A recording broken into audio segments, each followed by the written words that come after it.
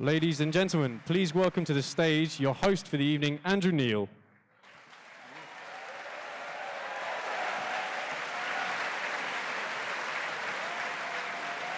Well, good evening. Welcome to Tuesday night at the London Palladium. If only my mother could see me now, after all these nights of the Sunday. And you know, the stage still goes round, I checked that out, but we're not going to use that tonight. Though I first got to know this place when Bruce Forsyth was the compere, so I think it's only fair I should say, nice to see you nice. Now, thanks to Rathbones for being our sponsors tonight. The Spectator magazine was founded in 1828. This is the biggest event in the Spectator's long history.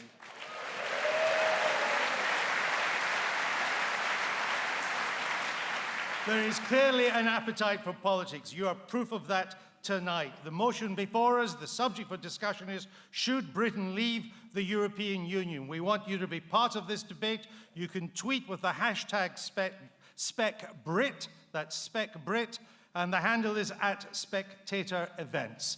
All of the chairs have voting slips for Remain, for Leave, or for Undecided, though we hope most of you will not be undecided, but choose one way or the other by the end of this debate tonight. We are in a generous mood tonight, so we are giving away to a lucky winner a year's free subscription to The Spectator. And free entry to the next event. I mean, you'll be wanting the shirt off my back next. And also, we are giving a special cut price sub and a free Spectator mug. Not a daily politics one, I'm afraid, but definitely a Spectator one. It makes the National Lottery look absolutely parsimonious. So, let's get on with it. Let us welcome our debaters on tonight. For the Leave side, the leader of UKIP, Nigel Farage.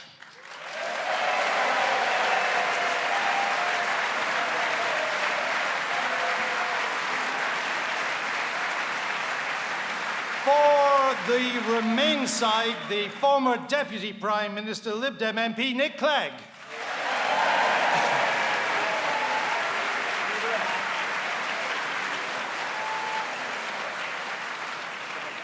For the Leave side, the Conservative member of the European Parliament, Daniel Hannan.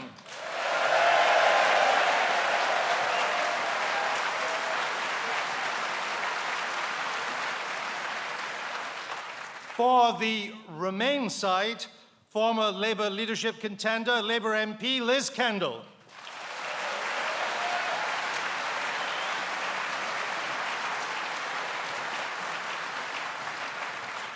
For the Leave side, Labour MP Kate Hoey.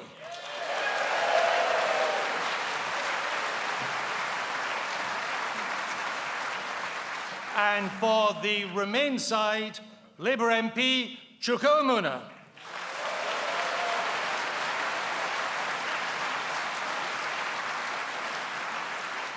So there we go, ladies and gentlemen. These are our debaters. The format tonight is that each will speak for 5 minutes. We're going to be quite tough on the timing just to ensure fairness. We will then have some interplay between the debaters, and then we have some questions chosen from the audience. They know who they are, and I will call them, and they will go to the nearest microphone. So, without further ado, should Britain leave the EU? Let me ask Liz Kendall to kick off the debate for the Remain side. Liz Kendall. Thank you very much, Andrew. It's a great pleasure to be here tonight. By the strength of our common endeavour, we achieve more than we do alone, so as to create for each of us the means to realise our true potential. These words, written on Labour's membership card, are why I joined my party, and I believe they are as true for nation states as they are for all of us here today.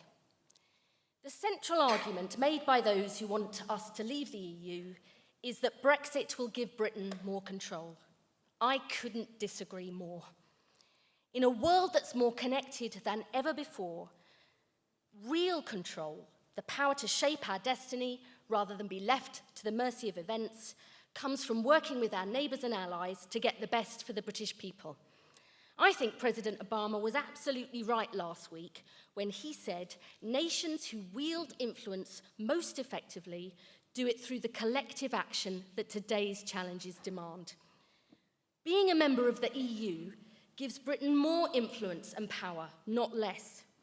Not just the power to sell our goods to a market of 500 million people according to rules that we help to decide, or to reach trade agreements as part of a stronger bloc of 28 countries, but the power to act together when the rule of international law is challenged on our own doorstep, like the sanctions regime imposed following Russian aggression in Ukraine, and the power to tackle global challenges like climate change, using our influence to secure a better deal within the EU and the EU's influence to get a better deal with the rest of the world. Now, cutting ourselves off from our neighbours and allies in Europe and attempting to go it alone would diminish Britain's power, not increase it. And it would give us less control to shape our future, not more. But whilst I care passionately about Britain's influence and role in the world, in the end, this referendum will come down to the central question of our economy and whether we'll be more prosperous in or out of the EU. There is not a single serious, credible, independent organisation that thinks we'd be better off out. The CBI says Brexit would cause a serious shock to our economy. The World Bank, OECD, International Monetary Fund and IFS all agree our economy would take a hit. Yet some of those who back Brexit, like Aaron Banks, say even if there is an impact on our economy, it's a price worth paying. Well, I suppose at least he's being honest. But who will end up paying that price? Not Mr. Banks, not Dominic Cummings, who said there would definitely be problems for some areas of our economy, or Boris Johnson, who's admitted there might be job losses. No, it will be those who always suffer in an economic downturn that end up paying the price of Brexit. Ordinary working people, the poor, the vulnerable, and the low-paid. Jobs lost, incomes hit, and businesses and families left struggling to cope with the consequences. Slower growth and lower tax receipts, reducing funding for the public services we all rely on. And for what? A mere mirage of greater control. No wonder our friends and allies are speaking out, like America, Canada, and Australia. That's what you do when you're worried that a friend's about to take a decision that could harm them and you. Britain is stronger in the EU, and the EU is stronger with Britain as one of its members. And who would cheer if we vote for Brexit? People like Vladimir Putin and Marine Le Pen. Nothing would please them more to see Britain and the EU weakened. I don't want us to play in their hands. I know whose side I am on, the side of our true friends and allies and the people I came into politics to serve. So whilst Frank Field might be worried about taking on UKIP, I am not. But I'm under no illusions. I think we're in the fight of our lives. The decision we take on June the 23rd will define the future of our country, our economy, the jobs and investment we attract, our safety and security, and our influence in the world. Millions of people have yet to make up their minds on the biggest question facing our country in a generation, including Labour supporters. They deserve... Thank you, Andrew. They deserve a strong and principled Labour campaign making a strong, proud and patriotic case for our membership of the EU. And that's what I, for one, am determined to do. Thank you.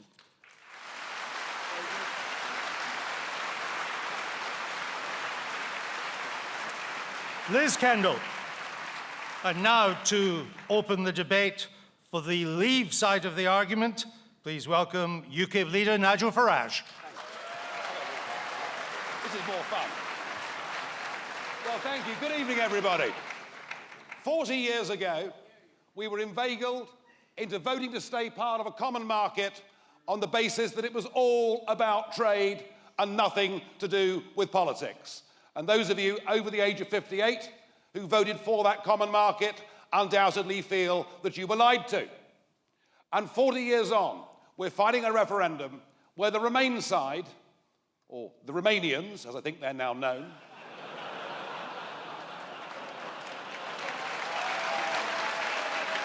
But I'll come on to immigration later. The Remain side have clubbed together. They've got Goldman Sachs, they've got Siemens Engineering, they've got the International Monetary Fund, they've got Obama, they've got the political class, at least most of them, in Westminster, telling us that if we do not stay part of this political union, dreadful things will happen to us because we have this wonderful trade deal being part of the European Union. They are doing it, they are putting the Leave camp on the back foot, and they're doing it to try and put us off the main arguments in this referendum. The fact is, ladies and gentlemen, we don't have a good deal with the European Union.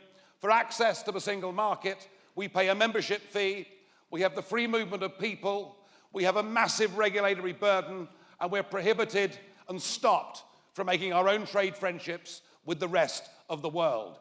Do not believe them when they tell you tonight that the single market is good for Britain, that we need to be part of this club to access the single market. Every country in the world accesses the single market, and even in the worst case scenario, that Britain does not have a successful renegotiation and simply has to rely on WTO rules, even in that scenario, the cost of tariffs would be less than our net contribution. So don't listen to politicians who've never bought and sold a cargo or a product or a good in their lives. Business is done because consumers choose to buy products at the right price. Now, the real debate in this referendum is we have an opportunity, a once-in-a-lifetime opportunity, to vote to take back the independence, self-governance, and control of this country's laws, of this country's courts, and crucially, of this country's borders. And I'm urging you tonight to support this motion. I believe in democracy. I believe that if you get a government that makes bad laws, you should, after 5 years, be able to turf them out and replace them with somebody else who undoes the damage that they've done. When a European law is made, there is nothing that you, the voters, the House of Commons, or the British government can do to reverse a single piece of European legislation. There is no direct democratic accountability within this European system, and frankly, I believe that those that went before us and sacrificed so much in 2 world wars did so that we could be a free, independent, sovereign nation that governs itself. And part of that is we've lost control of our borders. Net migration into Britain is now running at 10 times the post-war average, and that's if you believe the official figures, which frankly I don't. We have to build a new house in this country every 7 minutes just to cope with current levels of immigration. We are short tens of thousands of primary school places for this September, and the National Health Service is under literally intolerable pressure. What we need to do is take back control of our borders, to say that our passport should not be available to 508 million people, and let's put in place, post-Brexit, a sensible, proper, normal immigration policy along the style that the Australians do. Let's have people with skills and trades to bring. Let's have people who haven't got criminal records, which is novel for the Aussies, isn't it? And let's 1 minute. And let's have people who will add and contribute to the economy, but let's have them in sensible numbers. And in this age of terrorism, when you remember that 2 of the people that caused the massacre in Paris had come into Europe posing as migrants through the Greek islands, we'll be safer and better and more secure, taking back control of our borders, putting in place a proper immigration system, getting back the sovereignty of our parliament and our courts, re-embracing the parts of the world that we've turned our backs on, like the Commonwealth and elsewhere, whilst at the same time being friends and neighbours with all of those in Europe. This opportunity must not be passed up. Let's take back control of our lives. Let's believe in ourselves. Let's believe in Britain. Let's believe in a better, stronger future for our nation. Thank you.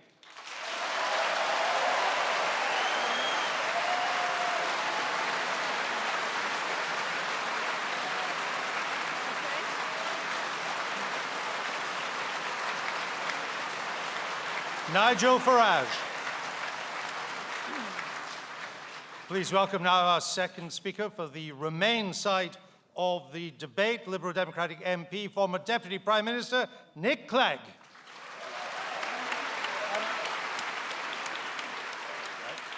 You're going to hear, or be subject to, lots of claims and counterclaims, facts and counterfacts, insults and counter-insults during the next hour or so this evening. But I would just invite you to hold three big thoughts in mind as you listen to the sort of toing and froing on this stage. And the first one is this, that of course this referendum is a lot about what we all collectively and individually think about the European Union, whether we think the European Union is a good thing or a bad thing. But the more that this debate has continued over the last several weeks, the more I have the feeling that in many ways this debate is about who we are, what Great Britain is, what are we going to be as a country now and in the future? Are we going to be an open country or a closed country? Are we going to be a country that is engaged with our near neighbours in the European Union or increasingly disengaged? Are we going to be a United Kingdom at all? Nicola Sturgeon could not have been clearer just a few days ago that if we were to vote as a country to leave the European Union, that would then trigger a second referendum in Scotland. So it's not just one union, our place in the European Union, which is at stake. It is also our own union, the union of the United Kingdom, which is at stake as well. So, first, big thought. This isn't just about what you think about the EU and Brussels. It's also what we think about ourselves now and in the future. The second sort of simple thought is the point that both Nigel and Liz, if from different points of view, I needless to say agree with Liz, rather than Nigel, have already mentioned now, which is this word control. How do you, in a footloose, fancy-free, globalized world in which criminals, trade flows, financial transactions, pollution, none of those things recognize borders. How do you reassert control in that much more complex, fluid world that we now inhabit? And Nigel's answer, he put it with great vigor. He's deeply misguided, but he said it nonetheless with great vigor, is we should put up the drawbridge. We should return to a sort of 19th century vision of Britain, the age of sort of gunboat diplomacy and all the rest of it. I don't think that is available to us anymore. I think the only way that we can control or maximize control over our own destiny, over our own economic fortunes, over safety on our streets, over the quality of the air we breathe, is by working hand in glove with our nearest neighbours in the European Union. We are safer, we are stronger. In many respects, we're bigger together than we are apart. And the third and final thing is this. It's about the nature of this vote that we're going to have on the 23rd of June, because it's quite different to any other kind of vote that we customarily cast in our lives. It's not like a general election, however important they seem, which sort of bind the hands of the next parliament for the next 5 years or set expectations about what a government will do. This is a once-in-a-generation vote. If we decide to close the door in the face of Europe, lock the door, throw the key away, we're not only, in my view, denying opportunities for us now, but most importantly, we're closing off opportunities for future generations, for my kids, for your kids, for all of our grandchildren. And in many respects, that makes this vote so different to anything we've had to do before, because we mustn't just think about ourselves, we must also think about the duty we have to future generations, because they are the ones who will have to live with the consequences of the decision taken by this generation more than anyone sitting in this theatre this evening. Now, it is my strongly held belief that to do the right thing for my own children, yet alone for the country that I love, I believe, however flawed the European Union, and of course it is, that our children, the future generations of this country will be safer, will be better off, will be stronger by remaining in the European Union. Thank you very much.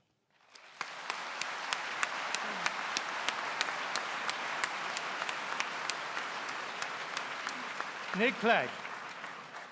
Please welcome now the second speaker tonight, speaking for Leave. Please welcome the Labour MP, Kate Hoey. Thank you.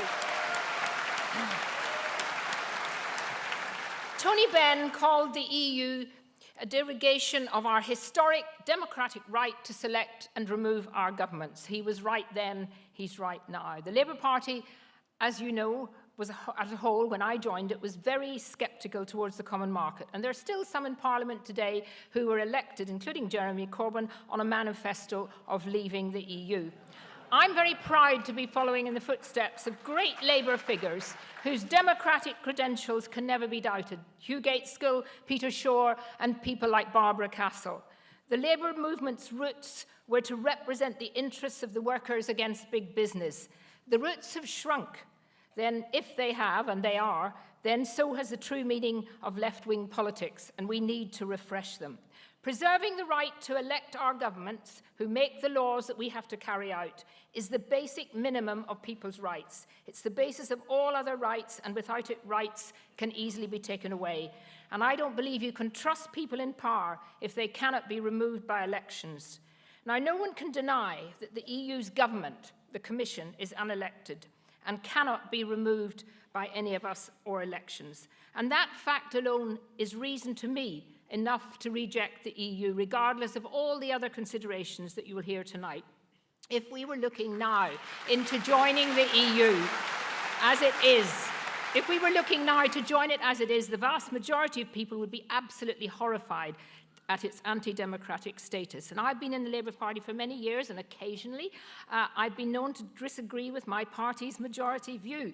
But I'm in the Labour Party because I care about our public services and the service that they provide to the most vulnerable.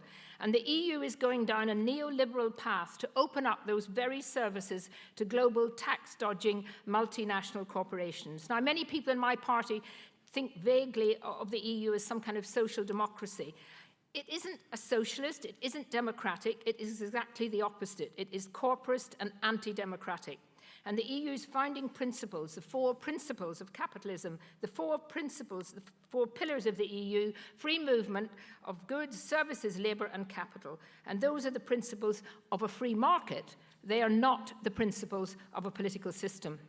And the EU's purpose is to rule in the interests of the smooth running of a corporatist economy without regard to the encumbrance of an electorate. Is this something that Labour voters or anyone else can support?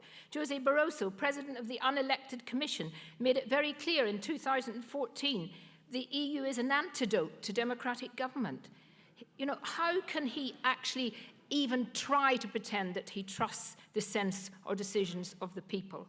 Another reason many Labour voices support the EU is that they believe it somehow favours workers' interests. The so-called social chapter was offered to the unions in exchange for acceptance of the anti-democratic nature of the EU, and they fell for it. It offered regulations about working hours and holidays, which could easily have been achieved by democratic means and served most to create an acceptable image for the capitalist EU.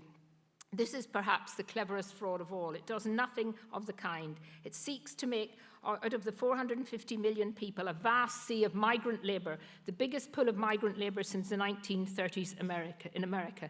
Now migrant labourers are forced to work for a minimum wage and can be excluded from union rates by EU law, a good example being the Laval case in Sweden. The EU has even prosecuted unions for trying to get union rates for migrant workers. Why? Because they want to make cheap labour available right across Europe, despite the hardship and upheaval it creates. At least when we oppose, and I oppose, the policies of this Conservative government, we can actually look to voting them out and reverse their policies. We can't do that with an unelected EU Commission. And similarly on all the environmental issues, the EU, some people will say, is good for regulations of emissions, poisonous substances. Again, it's exactly the wrong impression. And this has been made very clear by the TTIP trade agreement negotiated in secret by the EU. Not only does it give the go-ahead to US corporations to sue governments for loss of profits, threaten the enforced privatisation of the NHS, and to impose GM foods despite British bans, and to make it impossible to regulate against harmful chemicals, it actually creates the legal conditions that undermine the very abilities of elected government to make laws in the interests of the people against the immense power of the multinationals. There could be no clearer indication abdication of what the EU really is, an attempt to replace the democratic power of the people with a permanent administration in the interests of very big business. Everything else is a smokescreen. And I cannot understand how anyone on the left who opposes TTIP would want to remain in the EU. And that's very clear why Obama was threatening us. People who know how dangerous the EU talk of reforming it from within. They know that that can never be reformed. The best way to secure our freedom and democracy in Europe is for the United Kingdom to leave the EU. And finally, for people who keep saying, what does leave look like? Well, I'll tell you what it looks like. It looks like all the other 169 countries in the world, most of them with true democratic accountability, free trade, border controls, and so on. So the question is, let us be clear, there is no certainty about remaining in the EU. The price of true freedom is uncertainty. The price of certainty is a form of servitude, and we need to set our country free from that future servitude.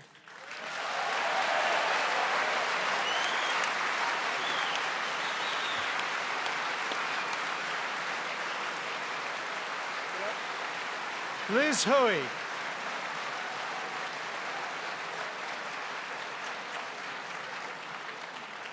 Please welcome now our third speaker for Remain tonight, Labour MP Chuka Umunna.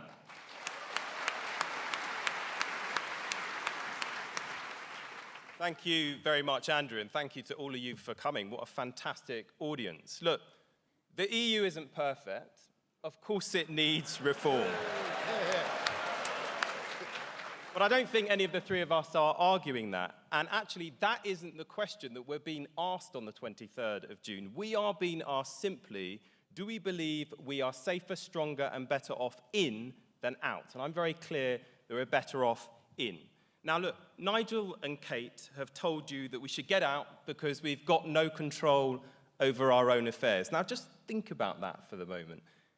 In fact, Kate, Liz and I have spent the last 6 years campaigning as Labour MPs against things like the bedroom tax, the top-down reorganisation of the NHS, taking tax credits away from the working poor, you name it, there's a long list. Now, whatever you think about those things, they have all been implemented by a Tory-led domestic government. The EU had absolutely nothing to do with those things, or many of the things we see being talked about on our news every single day. Now, on the issues where we do work with our EU partners, it's simply not true that we get walked over, trampled over whenever we want to get things done. Why do we have people talking down Britain's influence in the EU and abroad in that way? Particularly when, if you look at the EU Council, 9 out of 10 times we're on the majority side. So why talk down our country in this way? And look, if it's control that you care about, you don't increase your control by giving up your power and your influence. Britain has always pulled sovereignty and worked with other nations. Does being a member of the UN mean that we don't have control over our destiny? Of course not. Does being a member of NATO, a leading member of NATO, mean that we don't control our own affairs? Of course not. And look, if you took the Leave campaigners' argument to its logical conclusion, the most sovereign nation in the world would probably be North Korea, because they don't really work with anybody. Now, apparently, the three of us make this argument, as Nigel hinted at, because we're part of this kind of global elite, which takes in Len McCluskey, the head of Unite, working with those well-known socialists at the CBI, and of course not forgetting Christine Lagarde at the IMF. All of this being orchestrated by President Obama at the behest of Len McCluskey's new best mate, David Cameron. What complete and utter tosh. But look, most of all, I'm concerned, as Nick said, for what we bequeath to the future generations. By some margin on this stage, I think I'm the youngest person here. I was still at university when Nigel, Nick, and Dan joined the European Parliament. But the point is, the idea of us working and networking with others in this interconnected world, it makes so much sense for the young and future generations because that is what they're used to. That's what they've grown up in. We're not at war with these guys anymore, Nigel. This isn't the 1940s or the 1950s. This is 2016. And they are going to have to live with this decision for far longer than any of us on this stage. Now, we live in a big and complex world, and I think you can either adopt a small Britain, a small vision of Britain in this very different world, where we sit on the sidelines, we're not at the top table, we fail to live up to our great history of punching above our weight in the world. Or we can bequeath to the next generation a big vision of our country, proud of our history, proud of what we've achieved in the past, but ambitious and self-confident for what Britain can achieve in the future, not only for people at home, but in terms of building that fairer, more secure, better world abroad that we want to see. So I say, let's go big. Let's make Britain even greater than it is already and reject the small vision for our country that you see offered by the people who want us to pull out of the European Union. Let's stand tall. That is what this EU referendum is about. Very good.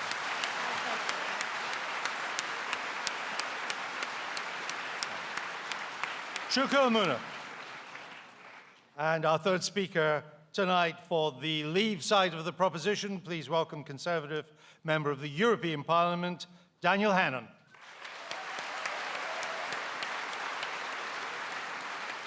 Ladies and gentlemen, I'm inviting you to make me redundant. And indeed, in the bargain, make Nigel redundant. And I wouldn't be doing that if I were not confident that there will be plenty of openings for newly unemployed MEPs in the boom that will come to this country after we've left the European Union. And I'll tell you why I am so confident about that prediction. If I put it in one word, it would be obsolete. We just heard from Chucker that these are not the 1950s. He said it as though he was imparting an original insight. Absolutely, these are not the 1950s. And that's why we have outgrown a top-down dirigiste construct, a hangover of an age when freight costs were high and refrigeration was expensive and regional trade blocs looked like the future. But my friends, that world has been made completely redundant by technological advance. This is an age of the internet, of cheap flights, of Skype. It's as easy to do business with a company in New Zealand as with a company in France. In fact, easier, because the Kiwi company will be English-speaking and common law. Never before has geographical proximity been as irrelevant as now. So why? Why do we tie ourselves to the one part of the world that is not experiencing significant economic growth? Over the last 10 years, China's economy has doubled in size, India's economy has doubled in size, Ethiopia's economy has doubled in size, but the Eurozone, incredibly, was the same size at the end of last year as it had been in 2006. Every continent on this planet has grown over the past decade, except Antarctica and Europe. Now, we are a trading people, we're a maritime people, a people connected by language and law, by habit and history, by commerce and migration to every continent and archipelago. We don't sit on great natural resources here. We have to make our way in the world by what we buy and sell. That means we have to be where the customers are. And as long as we're in the European Union, we cannot sign independent trade agreements with non-EU countries. The EU deal with Australia is being held up because some Italian tomato growers are currently challenging it. The EU deal with Canada is being held up because of an unrelated dispute about Romanian visas. How have we put ourselves in a position where we can't do those deals? Liz cited a few of the big international quangos and the Davos men who tell us that it's in our interest to stay. She said there's nothing in it for the little guy. Well, let me cite a couple of people who are leaders of the Remain campaign. Paddy Ashdown says, if we leave, it'll mean cheaper food. And Lord Rose says, if we leave, it'll mean higher wages. Now, I would have thought that if Liz is really interested in the interests of the working people that she says she's speaking for, she would give more weight to those opinions than to those of the tax-free Michelin-starred international quangocrats who she sees as the arbiters of our national interest. Why are we paying to belong to the world's only stagnant customs union, paying £19 billion gross, £11 billion net every year, right? To put this in context, in the last, we just heard about the cuts and, the Labour MPs were standing against all these coalition reductions. In the last Parliament, the 2010 to 2015 Parliament, According to the IFS, the entire austerity programme saved £36 billion.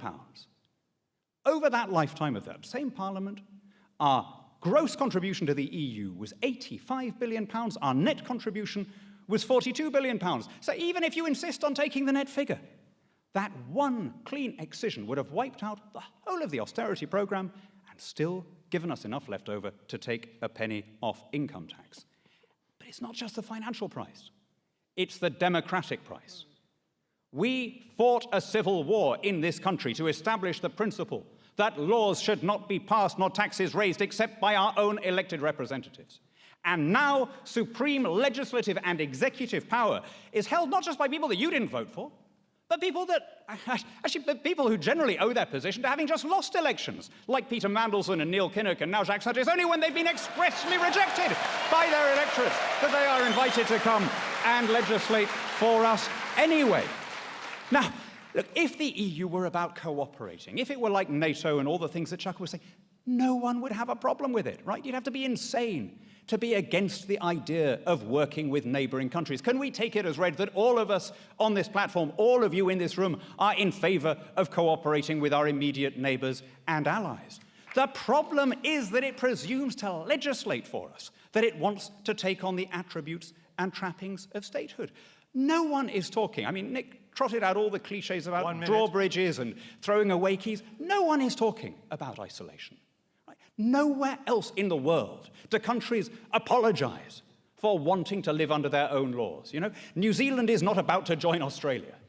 And we don't go around saying, oh, these dreadful Australo-skeptics, when are they going to understand that they're a small offshore island clinging to outdated notions of sovereignty, right? Japan is not applying to join China, as far as I'm aware. And people don't say, oh, these bigoted Sino-skeptics, when are they going to get it through their heads that they've lost their empire? It is a natural, healthy thing for a democracy to live under its own laws while trading and cooperating with every other country in the world. We are the 5th largest economy on the planet. We're the 4th military power. We're one of 5 members of the UN Security Council. How much bigger do we have to be before we have the confidence to raise our eyes to more distant horizons and rediscover that global vocation which we once took for granted?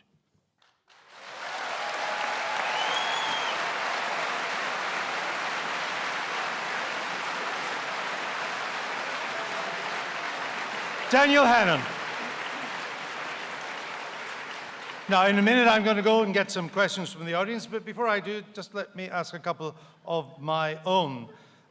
Nigel Farage, Nick Clegg says you just want to pull up the drawbridge. Why? No, Nick, I don't want to put up the drawbridge. I want to control who's coming over the drawbridge. That's what we get by being an independent nation. Nick Clegg? What's the question? He says he hasn't got a drawbridge, but if he did, he would control people who went across it. We want controlled migration, Andrew. We want controlled migration into the United Kingdom. I get the not point. an open door. Why, in that case, if being in the European Union is the genesis of all the anxiety about immigration, why is it then, per head of population, Australia and Canada have twice higher rates of immigration than we do? They're not members of the European Union.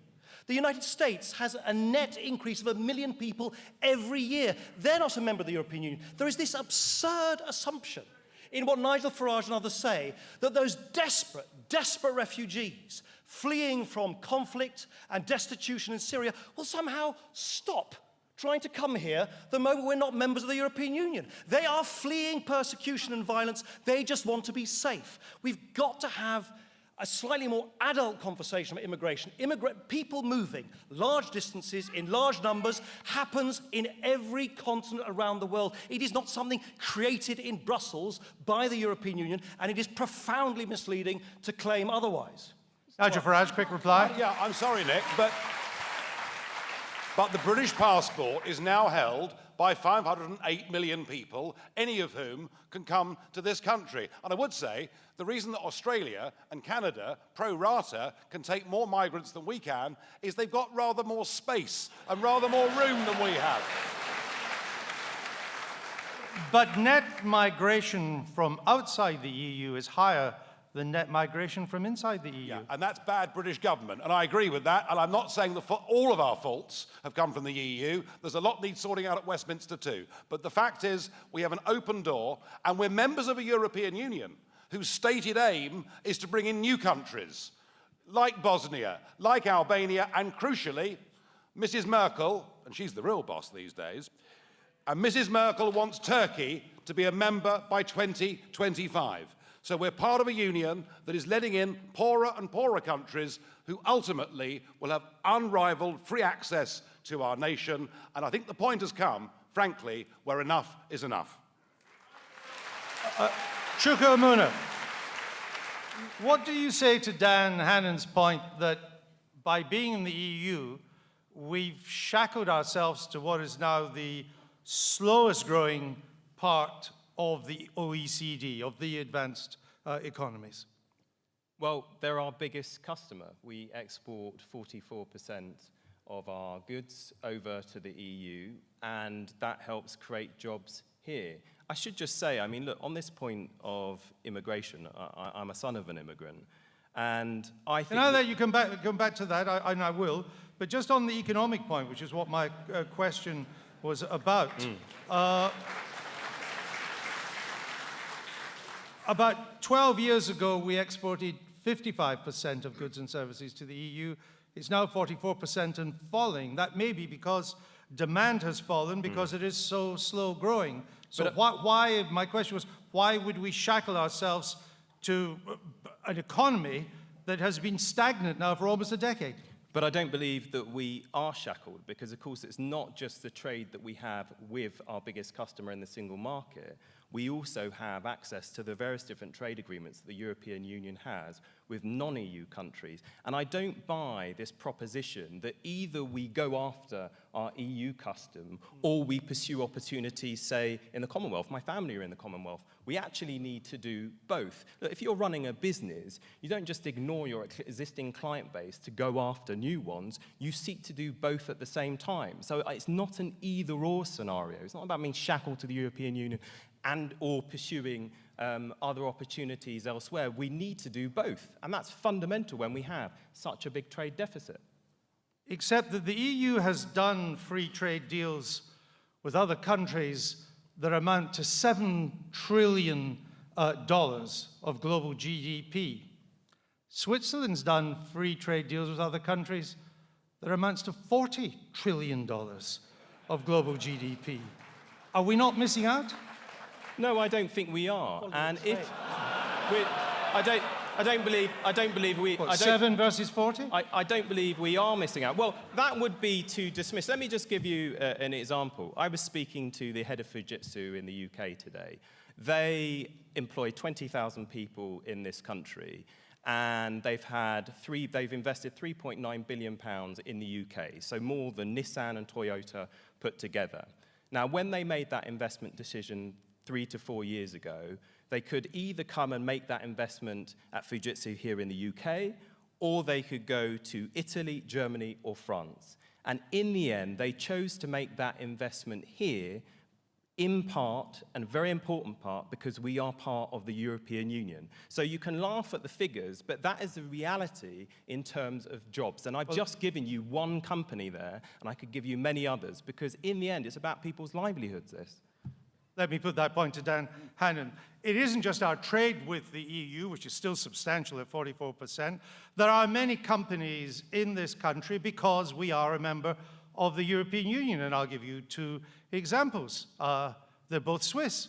Credit Suisse and UBS are in this country because financial services is not part of their agreement with the EU, Switzerland's agreement, so the big Swiss banks have come to London because they're inside the EU. Well, by the fact that they're here, you demonstrate that you don't have to be a member of the EU to be trading with the EU. No, right? but they're here because we're in the EU. Yeah, if you narrowly look at financial services, the EU, the other 27 members of the EU, take 33% of our financial services export. The US, where nobody pretends that there's any kind of single market, on its own, takes 31%, right? And this is because we are a global trading country. And I know which of those I think is going to be the better long-term prospect. Chuka said something which was true and important. He said it shouldn't be an either-or choice. We shouldn't have to choose between trading in the EU and trading with the rest of the world. I absolutely agree, and that's why I'm urging people to vote no.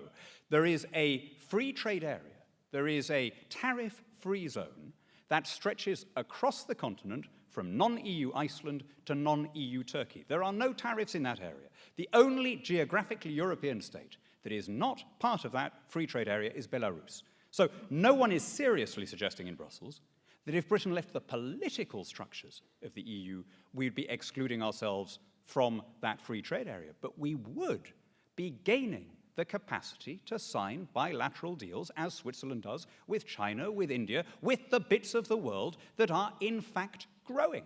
Right, I'm going to go to the audience and to Henry Maddell, if you could get to a microphone, but I promised Chuka I would come back on the immigration point you wanted to make. Well, actually, I was just going to come back on the point that Daniel's just made. Look, on the immigration point, our country has many problems. We don't have enough homes. We need to invest in our public services, which are being drained at the moment. But I think we do a great disservice to the immigration debate if we simply seek to blame all of this on immigration. It's domestic governments of different political persuasions who, in the end, haven't done what needs to be done. And the other side of the coin is, of course, we've got 2 million Brits who are benefiting from free movement and live in the EU. We've got EU citizens who've set up businesses here which employ 1.5 million people. And our NHS, which is, of course, the big story today, there are over 100,000 EU nationals helping our NHS function. So let's have a more mature and balanced debate about immigration in this country, which actually, I think, at the moment does a disservice to us. Thank you, Chukwumuna. Henry Maddell. Good evening. I have recently graduated and I'm now training to be a lawyer. I have £36,000 of student debt. Why should I vote to leave the European Union when to do so would surely increase economic uncertainty? Kate Hoey. Well, as I said, I don't actually think that leaving the EU is creating anything other than a certainty that we will be able to make our own decisions and do work in the way that we want to as an elected government and as an elected opposition. In terms of student fees, that is not directly affected by, I accept, by the EU. But what he's asking is he's got a lot of debt round his neck right now. Oh, yeah.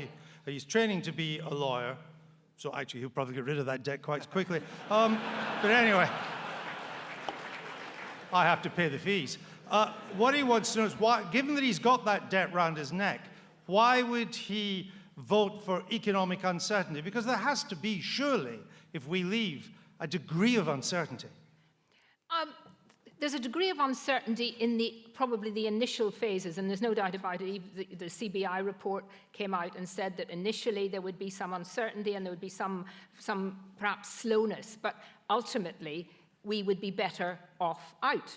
And I do think that, your individual case is upsetting for you, but I see absolutely no reason why well, of course it's upsetting for everybody who's got debt, and I'm one of those people who was educated because there was absolutely no fee to pay, and I voted against the increase of and putting any fees at all on student grants, because I think actually what we did as a Labour government was try to send far too many people to university and ignore all those people who would. Anyway, that's getting away from the point, Andrew. It certainly is, so I'm going to stop you now. But it's quite... Liz Kendall, no, you got away from the point. You don't get a second chance. Liz Kendall, it's fair to say that there's also uncertainty if we stay in, isn't there? I mean, the Eurozone is still stagnant. There are serious political problems in many of these Eurozone countries, not just economic problems. There's a major migrant crisis unfolding for the second year. There's uncertainty whether we leave or stay. Of course there is. The world is an uncertain place. But in answer to the question, you shouldn't vote for greater risk in the economy. I mean, one of the problems I think that the Leave campaign has is they've still not been able to describe the kind of deal that they'd want to negotiate. Are we going to be Norway? Are we going to be Switzerland? Are we going to be Canada? Or the latest, Albania? And we don't know what the impact will be on prices, on tariffs, on growth, on investment, on job creation.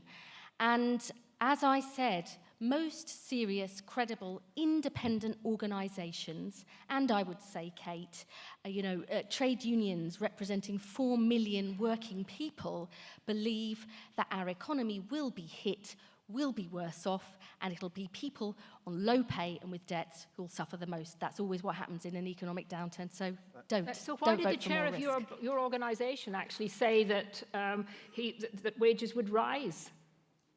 The Stuart chair of Rose, Britain- who's been heading your campaign, though we've not heard much of him lately, if he's watching or Alan listening, Johnson's heading my we'd be campaign. delighted to Can hear I from just put that him. on He the said record? that if we left, wages would probably rise because there'd be less cheap labour, and he didn't think that was a good thing. Well, on the counterbalance to that, as I said, is the CBI, the IMF, the World Bank, But he's the leading your IFS. campaign. But they all, Well, but he Liz, will no doubt Liz, have his opinions on that, but I think most people think that there will be a risk, and I just don't think it's worth Liz, it. nearly all those people, Hold on. and some of them on this platform as well, said that we would be so much worse off if we didn't join the euro, including Nick. Exactly. Well, I've never said that in my life, so I'm not going to take responsibility You've never for been in that. favour of the euro, Liz Kendall? No. Nick Clegg, you wrote in Prospect magazine in 2002 that if we remain outside the euro, we will simply continue to subside into a position of relative poverty and inefficiency compared to our more prosperous European neighbours. Would you like to delete that now? Yes. Yes, I would. Can I just, and I'm going to talk to Henry. It's too late, I've got the cash. Can I talk to Henry, where are you? Yeah, so I don't think I'm probably the best placed person to talk about tuition fees. So I won't address that point. Just to point out, though, that if you don't earn, you won't have to pay back. Anyway, never mind. Now, the point I want to talk to you about, Henry, is because you said, about your future. You're qualifying to be a lawyer, right? Okay. You might, I assume, I don't know, you might want to enjoy the opportunity to travel and work around the European Union as a lawyer, as a newly qualified lawyer. Now, here's the thing. Under the single market, and this is what the outlot always deliberately obscure, they talk about old-fashioned trade, as if it's all about tariffs. Those are the taxes you put on physical goods. Actually, modern trade is all about the rules, including, for instance, qualifications for lawyers that impede the free movement of people and the establishment of businesses and so on. If your law firm wants to practice law in Denmark or Spain or Finland or wherever across the European Union, under the present single market arrangements, by the way, an invention of a British then European Commissioner, Lord Cockfield, established by Margaret Thatcher's government in the Single European Act, the biggest pooling of sovereignty, Dan, by any British government in the post-war period. What they did, in my view, rightly and intelligently, was recognise that modern trade is not this old-fashioned stuff about tariffs. It's about the laws, the technical standards, the qualifications. Okay, and so the on. non-tariff barriers. I need to get another question. No, it's very important this. If we pull out of the European Union, Henry will not be able to work as a lawyer elsewhere in the European Union. And if we then as a country decide to conform to those rules, if we conform to those rules, we'll do what Norway and Iceland does. We'll not be at the table where those rules are made, and we'll still be subject to them. In other words, a catastrophic loss of sovereignty. Okay. How many You've of made you that? know No, a Dan lawyer Hannan, in I'm London sorry. outside the European We've got a Union? lot of questions to go through, and this event is for the people out there as much as for the people up here. Ed Potter, next question from you. Thank you. The debate has been heavy on the economics of leave and remain. Isn't a more important reason to remain in the EU its role as a guarantor of peace in Western Europe, and as a promoter of democracy in Southern and Eastern Europe? A guarantor of peace in Western Europe, a promoter of democracy in Southern and Eastern Europe. Dan Hannan. Ask yourself one question, Ed. Does it make more sense to see the EU as a cause of post-war peace in Europe?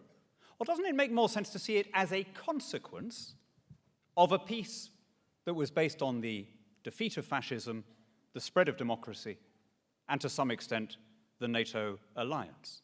It's necessarily difficult to answer counterfactuals, but look at the effect that excessive integration is having on relations among European countries now. The euro and the Schengen zone are the two great pillars of integration. The current president of the Commission, with that peculiar imperviousness to events that defines his caste, still says that they are the two greatest successes of the European Union. Now, would you say that they are making countries get on better or less well? Look at how German newspapers write about Greece. Look at how Greek newspapers write about Germany. Are they soothing or stoking national antagonisms? Here's the question that I would put to people who think that the EU is the guarantor of peace in Europe. Look at the other parts of the world where democracy and trade have spread, and where, without needing supranational structures, they've solved the problem of interstate war. There's been no major conflict in North America since 1865, but they're not in the European Union. Setting aside tiny border skirmishes, there's been no interstate war in South America since 1941. They're not in the European Union. Switzerland has not known internal conflict since 1848 or interstate war since 1815, and it's not in the European Union. So the idea that we owe our peace any more than we owe our democracy or our prosperity to Jean-Claude Juncker, I think is an insult to the people who have actually policed the peace on this continent, and those are the people in British and American uniforms. Chukwumuna. Well, look, Has the EU made a contribution to peace and democracy? It has, but let me just say something about North America. Look, the reason there hasn't been a war in North America, I presume, is because they've pooled sovereignty and the different United States work together in one united union of states. But look, this point on the EU's contribution to peace on the continent and in our region, I think people often forget that in the 70-odd years before the EU came into being, France and Germany went to war no less than 3 times, and a lot of blood was spilled as a result. Now, I wouldn't say that since then, and of course it would be absolutely unthinkable for that to happen now, I wouldn't say that since then the only reason that we've had peace in Europe has been because of the European Union. NATO, of course, has played a role, but my gosh, it has made a tremendous contribution to ensuring that we don't have that kind of situation happening again, because we work together to solve common challenges. And I think one of the biggest things that worries me about politics in advanced economies is that, look, globalization has brought a huge amount of uncertainty. People feel incredibly insecure. There are lots of opportunities, but it's also quite frightening, the change too.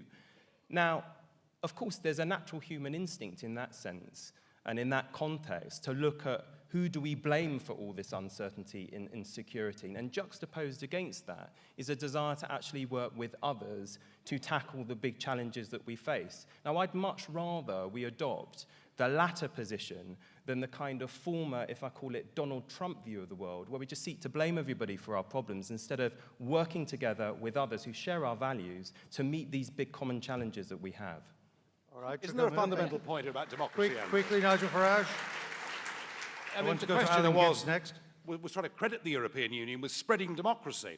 Well, the European Union is very good at encouraging the growth of democracy in countries until they join the European Union. And then it's very good at trying to take away democracy from them. I explained to you earlier that the people who have the sole right to propose legislation and the reform of legislation within the European system are the unelected European Commission. And when they propose the law, and it's gone through the machine, there is nothing the voters or national parliaments or national governments can do to change a single piece of legislation. It is not just undemocratic, the system is fundamentally anti-democratic, and it's got so bad that during the Eurozone crisis, we even saw the Premier of Greece and the Premier of Italy removed, virtually by a coup d'etat, from the European Commission and replaced with former Goldman Sachs employees. The European Union is the death of democracy. For that reason, if nothing else, we should leave it and get back to being a self-governing democratic nation. All right, thank you. Next question from Alan Gibbs.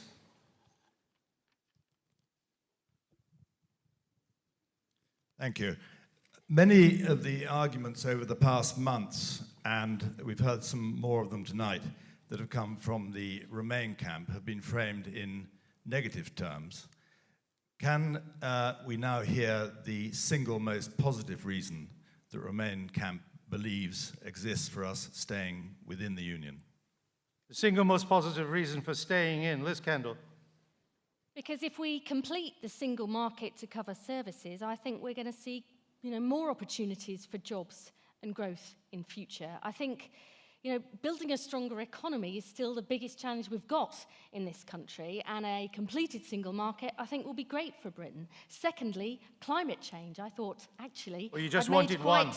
a Just positive. the single most positive reason. I know, You didn't jobs ask is for a it, but list. can I say, just to sort of slightly disagree with the questioner, I believe that making a positive case for tackling climate change is a really important part of our membership of the EU. Can I just, on the point on jobs, which you gave as the single most positive reason, why are you so confident of that when the continental Europe is awash with mass youth unemployment?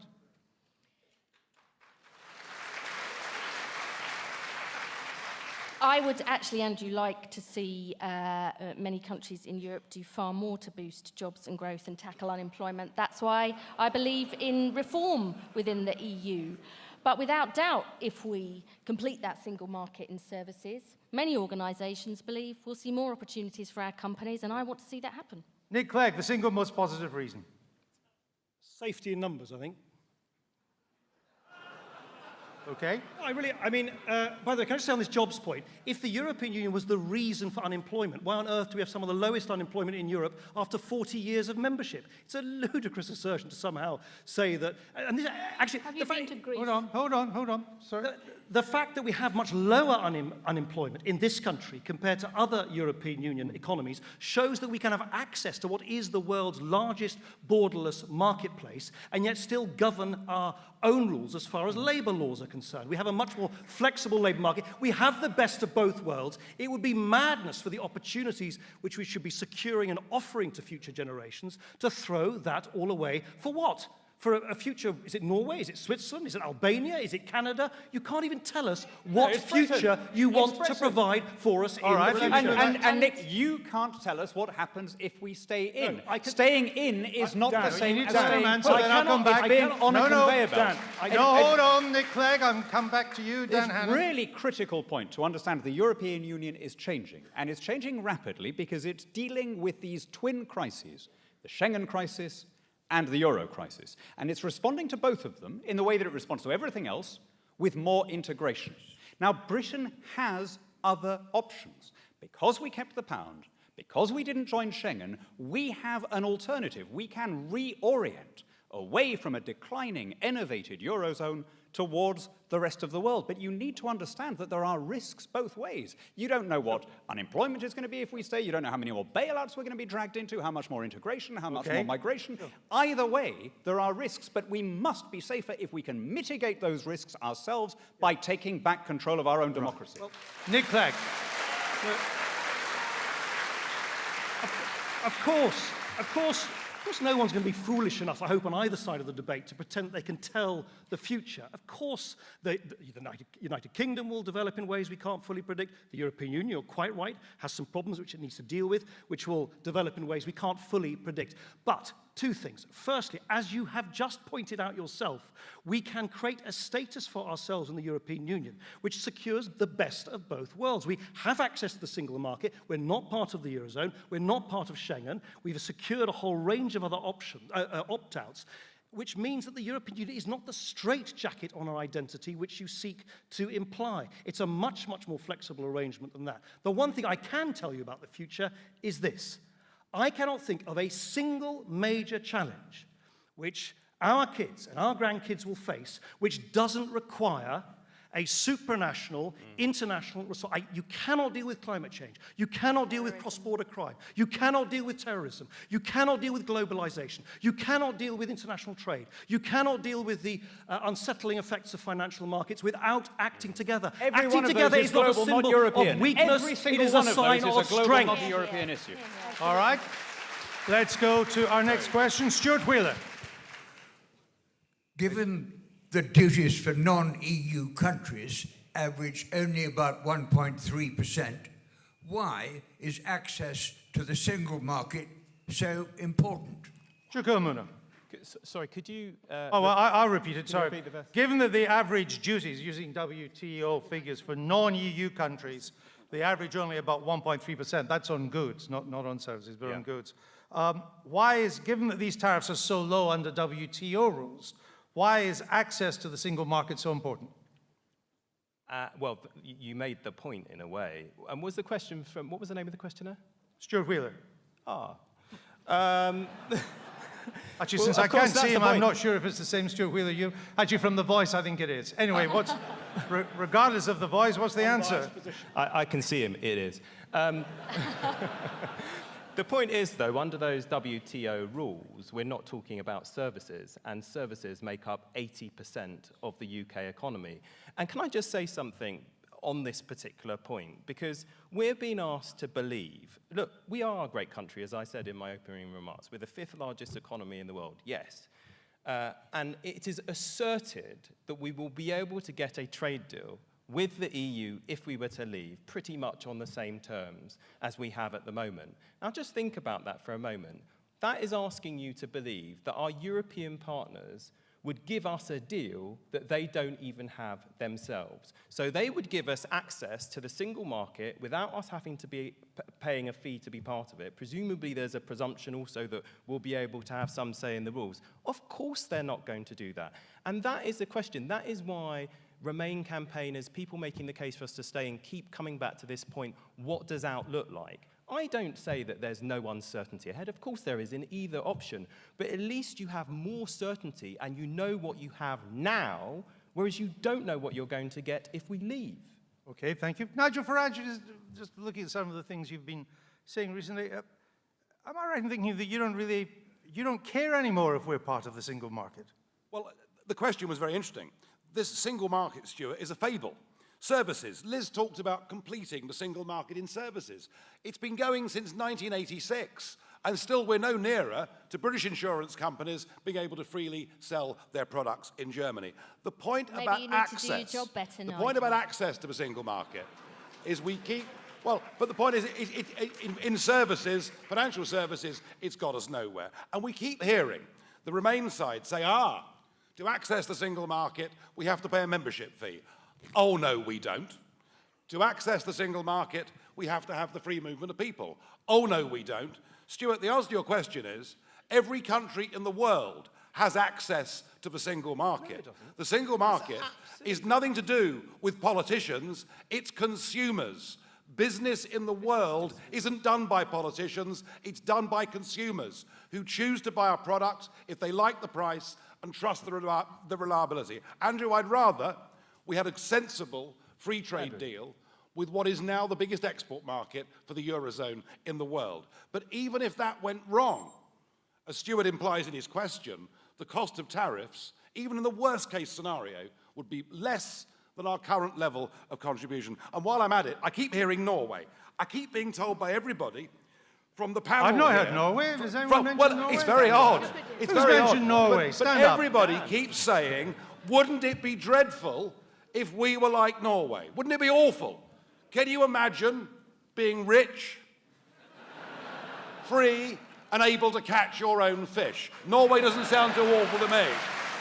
Andrew, do you know what the Norwegians, this supremely sovereign, free nation of fish eaters, do you know what they call their membership of the European Economic Area? They call it fax democracy. And do you know why? They call it fax democracy because they have to abide by the rules. They have to abide by the rules. They have to abide by the rules of the single market to have access to it, and they have no say over the rules whatsoever. They are written by other countries. They're faxed to Oslo. They have to. Where is the control and sovereignty in that? And what does the latest opinion poll in Norway say? In fact, what have opinion polls over the last 15 years consistently said about whether they should join the EU? 79% of Norwegians prefer this imperfect deal with their fax machines to what we have, which is having to apply 100%. You are making the case, Dan, you are making the case, not on opinion polls, you're making the case that they have greater control. They have a catastrophic loss of control, which is why the Norwegian Prime Minister said, please don't follow our example. Can we deal with some facts on Norway, please? Can we please deal with some facts on Norway? can we get this right? Because for the whole of the Remain campaign, you, Nick, the Prime Minister and others have kept coming out with this complete untruth that Norway has to abide by all the rules and has no say. Between 2000 and 2015, the Norwegians, who incidentally export 80% of their overseas goods to European Union countries, Norway abided by 9% of European Union legislation.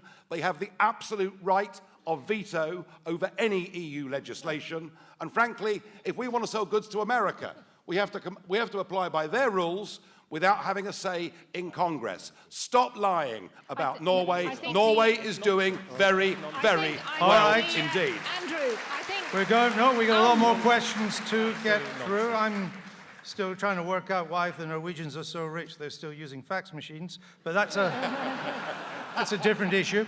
I think the reason... Matthew Piggott, please. Matthew Piggott. Good evening. Chaka, I'm afraid you won't recognise me. I can't see you. Just get on with the question. History shows us that turmoil in Europe means turmoil in the UK. Is it safe to leave Europe to the Europeans? Kate Hoey. Sorry, I'm sorry, I didn't hear the question. Can you repeat it, Well, I'll read Andrew? it again. History Yeah. shows us that turmoil in Europe leads to either turmoil in the UK or turmoil we end up having to get involved in. So is it wise to leave Europe to the Europeans? Well, we're part of Europe, even if we leave the EU, and that's another myth that the BSE lot put round. By the way, can I just say, because I really think it's important on that last question, you didn't call me and I didn't shout loud enough. Norway, the reality is... No, please don't. No, I'm serious. We've done that. I know, Look, we've got more questions to All get right. through. If you keep going back to the previous one, we'll never get on. Well, it's Please just- stick to the question. Well, I cannot, just to explain to everybody, with 6 people debating here, I cannot let everybody reply to every question. My job is to make sure I'm fair to both sides in replying, not to you as individuals. So I've asked you to answer Matthew Piggott's question. Which I've now forgotten. All right. Sorry. But... Well, I'm not sure I'm going to remind you. I would say on the turmoil in Europe, and yes, I'm afraid this goes back to a previous question as well, because I didn't get in on it either, and that is when we look at where the most people died in Europe in the last 20, 30 years, the EU could not do anything to sort out the terrible situation in Bosnia and Srebrenica, and we needed the United States to come in and help. So the idea that somehow the EU keeps us safer and keeps Europe safer is a nonsense. So I'm not sure whether that answers the last question or not as well. Let me go to the next question, because it's related to the one we've just had, from Antonia Filmer. Antonia, your question, please. Tensions with Russia are growing. If things come to a crisis point, would we be safer in or out of the EU? If the Russian bear is rumbling, are we better in or out of the EU? Dan Hannan. I think it makes no difference as long as we're in NATO. And there's a case for being in or out of NATO, but that's the military alliance. Whether or not we're in the EU, I think makes no difference. Although I did hear Jean-Claude Juncker the other day saying, we need a European army, not in order to use it, he said, but in order to scare Vladimir Putin. Now, I mean, I don't claim to be any kind of expert in the psychology of the Russian autocrat, but I doubt that he stays awake at night fretting at the prospect of Jean-Claude Juncker saying to NATO, guys, don't worry, we'll take this one from here. So I would feel safer retaining the Western alliance that has served us very well. And I'll just say that I think that our departure may be a moment for democratic renewal for the whole of the European Union. They have swatted aside every other no vote in every other referendum, but a large member country saying this is it, we're not going to have this remote, self-serving clique handing down its rules to democratic national parliaments anymore, might just lead to other countries having a better deal to put in the place of the current EU, one that respects the sovereignty and democracy of But the its question member was nations. about Russia, and you mentioned NATO. Do you think the future of NATO would be safe in Donald Trump's hands? No, I wouldn't be a supporter of Donald Trump in any circumstances. So, given that he is the lead Republican contender at the moment, we cannot, can we, always depend on America to run NATO, pick up the bills, provide the troops and the material. We can't 70% always, it does. When you use a word like always, necessarily, because the future is, as all of us have agreed, necessarily unpredictable. But we are surely better off as a sovereign country making alliances with our friends and allies on every continent as they come together, bound by common values and common interests, than handing over control of our foreign policy or our defence to the institutions in Brussels that gave us the CAP and the common fisheries policy. Liz Kendall, does our security, and I don't mean in this case against terrorism, I mean against geopolitical developments like the rise of a more aggressive Russia under Mr. Putin, does the EU help us, or is it fundamentally NATO that we depend on for that? I think the EU does help us. I mean, we did manage to agree sanctions against Russia after their aggression in the Ukraine. And as I said in my opening comments, you know, Vladimir Putin will cheer if we, vote for Brexit. I don't want Britain or other EU countries being distracted by protracted renegotiations of all our deals. We have to focus on the big challenges we've got. Yes, the migration crisis, but also issues like the rise in Russian aggression. NATO is vital, but we don't have to choose between the two. And it is a serious concern that weakening the EU would play into Putin's hands, and I don't want to see that happen. Nigel Farage, is it not a concern that all of our allies, most famously recently our most important ally, the United States, want us to stay, but the one country that probably doesn't is Russia? I think what's a concern is that the European Union has been very deliberately and openly provocative towards Russia. The idea, and Mr. Cameron, in fact, has been in the vanguard of this, very much so. I mean, ever since David Cameron became Conservative Party leader, one of his big ambitions is that the European Union should extend to include the Ukraine. Now, we're moving down the track towards that. Already, we've got a visa access free deal with the Ukraine being negotiated. The Dutch voted against it in a referendum the other week, though I suspect they'll probably just be ignored. And the point about Putin is leave Ukraine as a buffer state. I don't like the way he operates. I would never want to live in his country, but let's not be openly provocative on Putin. Nobody and I worry, and I worry, and I worry, a part of another but I worry country. that we're part of a European Union, which, if we remain within it, now intends to have a strong foreign policy and is hell-bent on creating its own European army. Now, I said this in 2014, and old Cleggers over here said that it was a dangerous fantasy to suggest there'd ever be a European army. Nick, they're building it. Increasingly, this is a militarized European Union, and I don't like the look of it. I prefer NATO, where sovereign states cooperate together. Nick Clegg, are we building a European army? No, Nigel is willfully confused. He's talking about the border force that quite rightly is being put in place to try and monitor the. But can I just say we've heard something quite extraordinary this evening. We've heard Nigel Farage say that we or Brussels or somebody has provoked Putin. Yes. He marched into Ukraine and annexed Crimea. Brussels didn't do that. The European didn't do that. And the only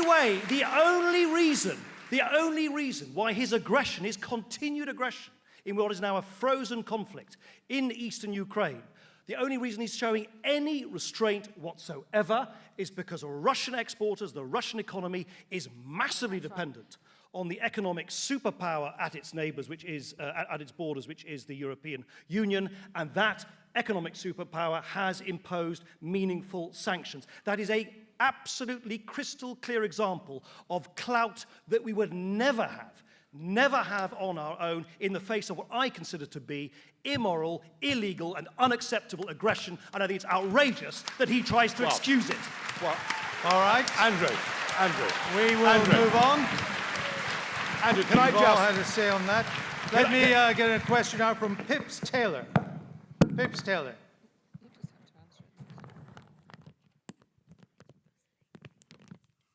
Speak to me, Pips. Hi. If we vote to leave the EU, could it lead to the breakdown of the United Kingdom? Will it lead to the break-up, I think, of the United That's what Kingdom? I meant, yeah, break up. Don't worry. Thanks for that, cheers. It's my humble job to Staying in make will sure lead to the you breakdown. stay what you want. Wait till I get to you. Just relax. Kate Hoy, will it not lead to the break-up of the United Kingdom? No, if we're talking about the Scottish dimension, the Scottish Nationalist Party want to have a referendum at the slightest opportunity. So I don't think whether we leave or stay will have anything to do with that.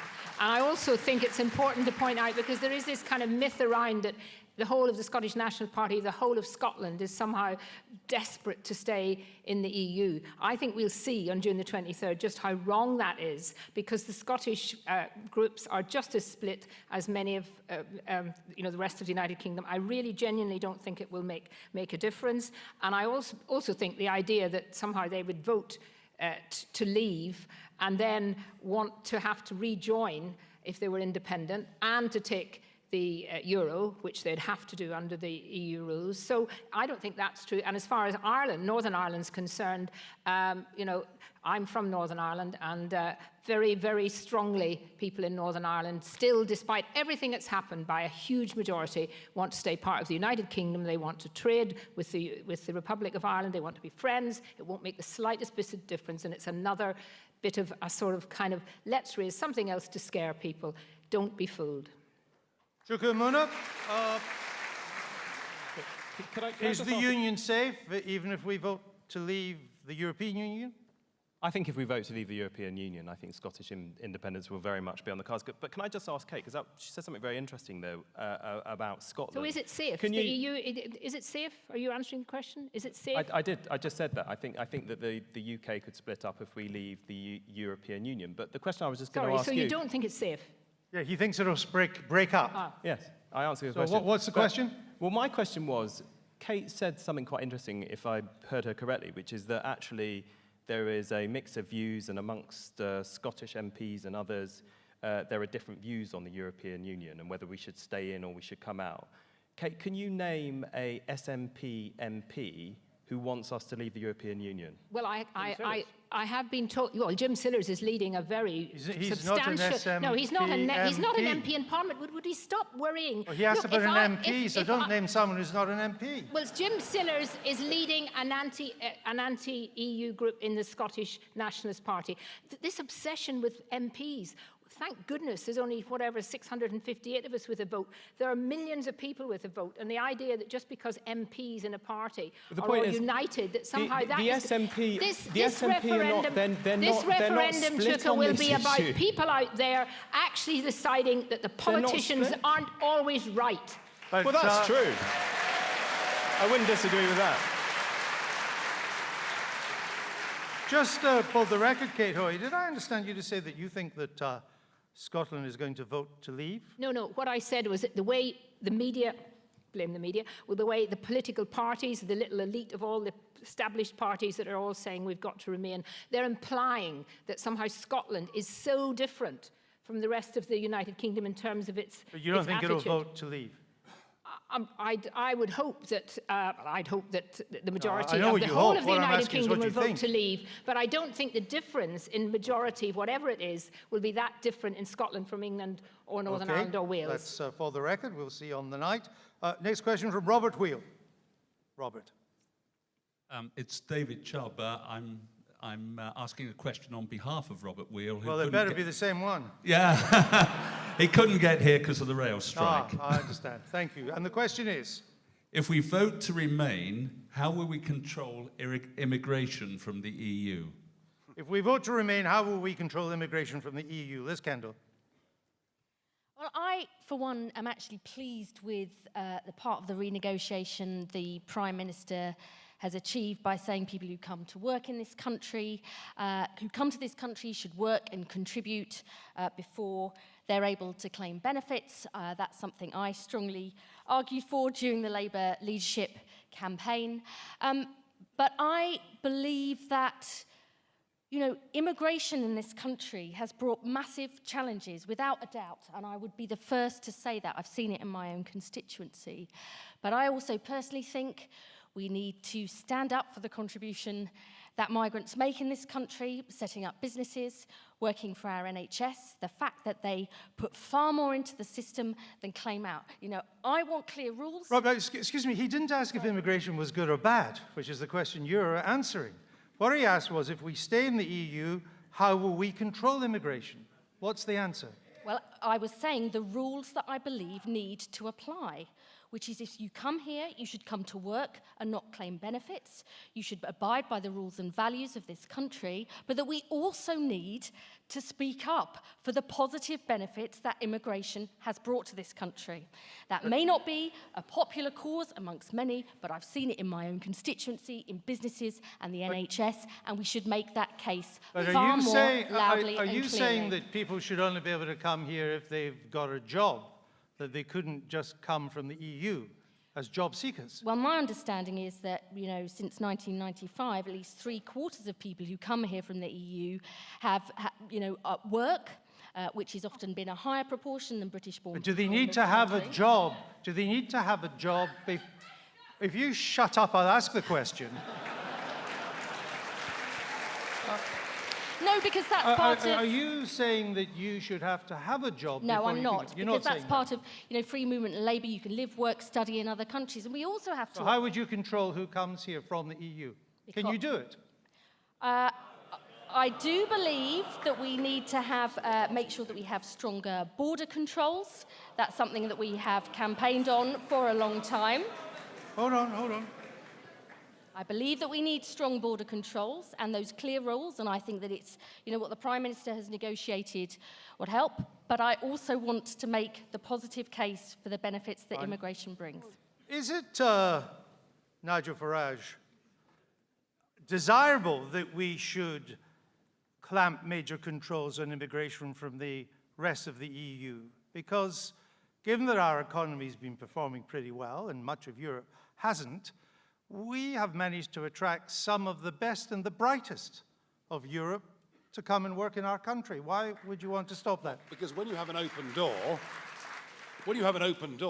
you will attract some of the best and the brightest, but you will also attract a number of people that you'd rather hadn't come in the first place. We're not even able to stop foreign criminals from Europe coming into our country, and we should be able to do so. David, the question, if we vote to remain, what will we be able to do to control immigration? The answer is we won't be able to control immigration if we stay in the European Union. And these lies, I mean, Cameron spent 10 million quid of your money putting a leaflet through your door telling you that if you vote to remain, we will retain border controls. All we do is ask people to flash a passport. We are completely, effectively borderless. 500 million people can freely come here. And let me predict that with the EU enlarging, including Turkey, and given that the Eurozone is headed back into serious crisis, and Greece will need to be bailed out again at some point in the course of this year, the numbers of people fleeing poverty in Europe can only increase, and we need to be tough about this. We need to make sure that we take Andrew, the brightest and the best, but we've got to do so in limited numbers. This is the #1 issue in British politics. Every single poll says immigration, security, jobs are at the top of people's agenda in Britain, and the only way of dealing with this is to vote to leave the European Union and take back control of our borders. Can I just clarify one point? I understand that if we leave the EU, we'd have more control over who comes to work here from the EU. I take that point. But would we have any more control over EU citizens who are coming to visit us? I mean, do you envisage that to control that, you would introduce visas for EU citizens? No, I don't think we should need to do that at all. I don't see any need for us to have visas, but I do see the absolute need for people, if they want to get jobs, to register so we know who they are, how long they're going to be here for, and that we don't even consider paying benefits or entitlements to anybody until they've legally been in the country, worked for 5 years, paid taxes into the system, and obeyed the law. Nick and that is Clegg. plain common sense, frankly. Nick Clegg. And that's what the population wants.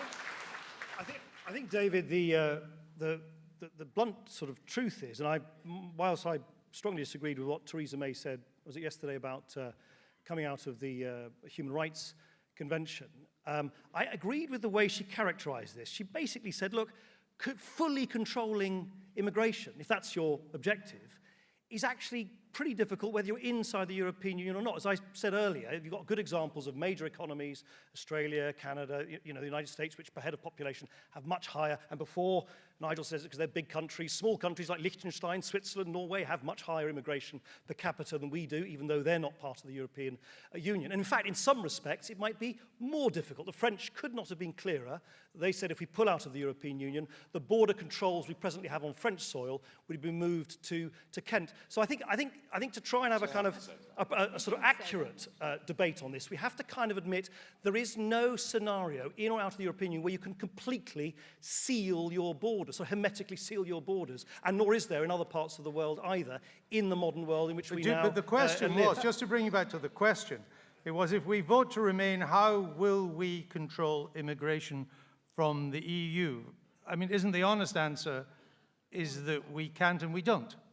The honest answer is people, just like many Brits retire, live, study, work abroad in the European Union, people who exercise the right to work in this country can come and seek to do so. There are plenty of checks and controls which we can reject people, as we have against thousands of people, if we think they will do our country harm. But yes, you're absolutely right that the principle that we can all, as many Brits do, it is a two-way street, seek to work in other parts of the European Union remains. My point simply was, don't believe the kind of suggestion, because there's just no evidence in any other country, not least in some of the countries, Norway, etc., which are lauded as a great example. There is no example of a country which has somehow managed to sort of build, well, Donald Trump wants to build a wall against the Mexicans. That's a good example. They're having a very similar debate. I don't think his wall is going to work if he ever builds it, in the same way that I don't think pulling out the of the Hungarians have European already Union built is going a to wall. simply make the immigration issue evaporate. The Hungarians have already built a wall. They're in the EU. The Austrians have closed the Bremner Pass.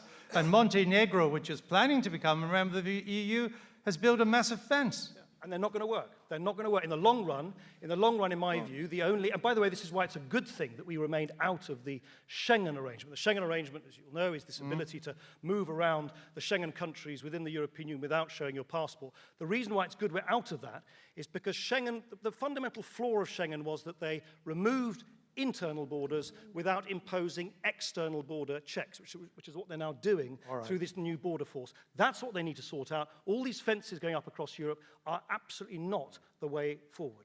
I want to get a final question from Grant Everett, if we can get the mic to him. But before I do, Dan Hannan, I said I'd You bring know you in. why we are not falling for these ghost stories from the Remain campaign is because in the middle of all the fear and doubt, you suddenly get some utterly risible, implausible claims, such as we just had, that the Calais jungle will move to Kent. Right? Now, the idea that we would have migrant camps in Kent any more than we have them at Gatwick or Heathrow or any other point of entry is utterly absurd. All three speakers actually answered that question in very different ways, but they all gave the same answer. If we stay in the EU, we cannot control net inward migration into this country. And the key word there is control. I think Nigel and I slightly differ in our view about immigration. I'm quite in favor of having a measure of legal primary immigration into this country, and I'm in favor of having a refugee element as well, probably a bit more than Nigel is.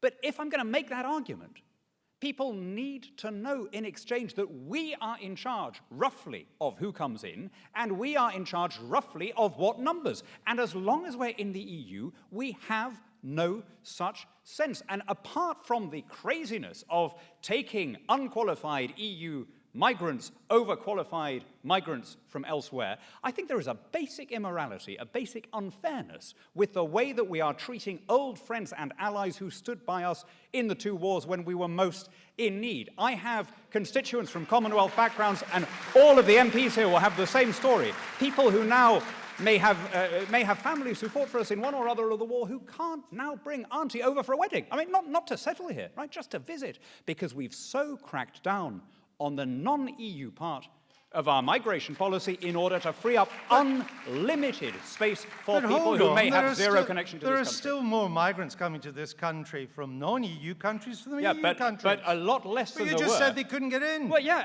and the auntie can come. I'll tell you, Andrew, if She's you desperate were, to get and to if the you wedding. did constituency surgeries, and I think Chucker and Nick will be honest enough to tell you that they've had the same thing, almost And everyone Liz. is Please. having, and Liz, I'm sorry, almost everyone is having this problem. I have a constituent now who has been married to a woman for 12 years in St. Lucia, right? This is not some sham marriage. He cannot now come into this country because there is a practical limit to how many people you can bring in, and we've had to open our doors But you to accept everyone we from still the EU. bring more in from the non-EU than from the EU. That's the figure. But I want us to be able to decide who comes in on the basis of merit, No, I understand all qualifications, that. I connections understand to that. this country, and the Chuka, English language. Final word for you on this? Well, I'll tell you what my constituents say about this. And the interesting thing about the immigration debate, actually, is that many of those who raise concerns with me around immigration the most are my black and Asian constituents. And all they, in the end, tell me they want people to pay into the system before they take out. They want proper enforcement of our labour market regulations. They want people to be helped to learn English if they come here and to integrate. But the reason, in the end, they don't go for this kind of dog whistle stuff on immigration is because, in the end, all the things that people are saying about Eastern Europeans now are very, very similar to what people were saying about my father when he came here in the mid-1960s and Asian people. And they don't want any truck with that. Okay. Thank you for that. And one final, very quick question before we go to the vote. We're overrunning a little bit, but I think you'll understand why, given the quality of the debate. Grant Everett. Thank you. Thank you for leaving the best to last. I'll be the judge of that. On June 23rd, can we also vote to leave the Eurovision Song Contest? Yes or no will do. Nigel Farage. I think the whole thing has been rigged against us right from the start. It's a conspiracy, and the sooner we're out, the better. Kate Hoey. Yes, absolutely. I would like to get out of it as well. I think it's not worth watching anymore. Dan Hannan. Let's have another referendum. I'm always and everywhere in favour of referendum. Liz Kendall. No, I love it. Definitely not. I love the Eurovision. Come on, it's great. Why is Israel allowed to be in the Eurovision Song Contest? Don't know and I don't care. Very well, let's not go there. Nick Clegg. I miss Terry Wogan. I think it's a brilliant show, and we're safer and stronger and better in the Eurovision Song Contest. Chuck O'Muna. It's not. Well, It's not really Chucker's music. it's harmless, isn't it? At the end of the day, and sometimes this is a very serious debate. What's the harm in having a laugh? And the Eurovision is a laugh, isn't it? Very well. Now we come to the moment of the debate, of the vote. You should have three different things. You can only hold them up. It's remain, leave, or undecided. Let me ask, first of all, can we put up the house lights a little bit so I can see? I'm going to ask Dan and Liz to help me adjudicate on this. All right, and we can see you up there too? Yep. Can I ask, first of all, who is still undecided? Ooh. Oh, well. Wow. A good few is the answer. Oh, that's a good... Who wants to vote to leave? Oh, that's good. It's very Eurosceptic up the top. And who wants to vote to remain? Oh, they're all in the... Well, the leaves have it. The leaves have it.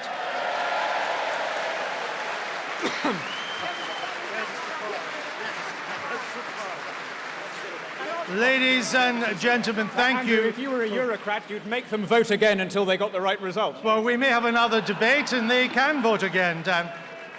Let me first of all thank you all for coming tonight and participating, being such a wonderful audience everywhere. A great debate. There's still a lot undecided, so there's all to play for on both sides. Thanks to Rathbones for sponsoring tonight.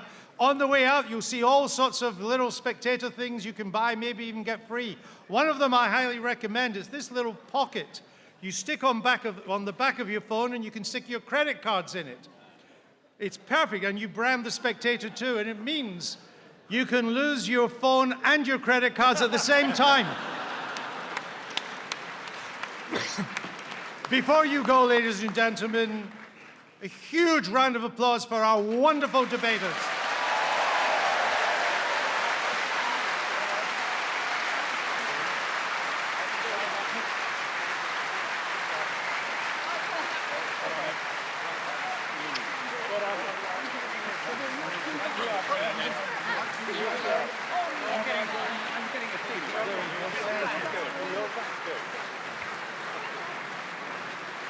Thank you and good night and travel safely.